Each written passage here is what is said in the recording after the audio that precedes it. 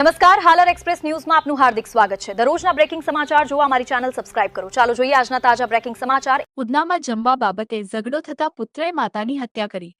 દિવ્યાંગ પિતા પર પુત્રએ હુમલો કરતા માતા વચ્ચે પડ્યા હતા।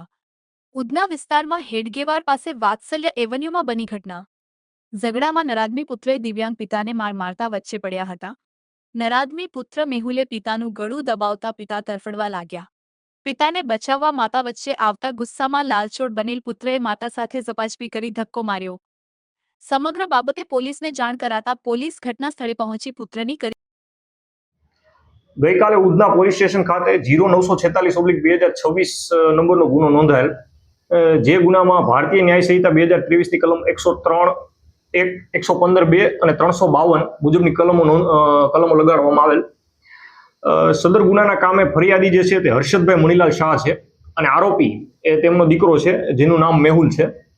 અને ગુનાની ટૂંક વિગત એ રીતની છે કે પરમ દિવસે એટલે કે તારીખ 19/4/2026ના રોજ જે આરોપી મેહુલ છે એ ઘરે આવે છે અને એની માતા જે પ્રતીક્ષાબેનને કહે છે કે તેના માટે ને તેની દીકરી માટે શા માટે જમવાનું બનાવેલ નથી, અને આ બાબતે તેના અને તેની માતા વચ્ચે બોલાચાલી થાય છે અને જેમાં જે મેહુલ છે એમના પિતા હર્ષદભાઈ વચ્ચે પડે છે અને મેહુલ હર્ષદભાઈનું ગળું દબી દે છે અને આ ઝપાઝપીમાં પોતાની માતાને ધક્કો મારી દે છે, જે પ્રતીક્ષાબેનને, અને જેના લીધે પ્રતીક્ષાબેન જે છે એનું મરણ થાય છે।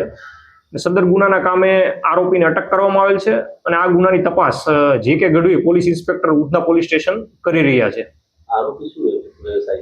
સદર ગુનાનો જે આરોપી જે છે મેહુલ શાહ એ ડ્રાઇવિંગનો ધંધો કરતો હતો અને છેલ્લા એક મહિનાથી પોતાના ઘરે બેસેલ હતો।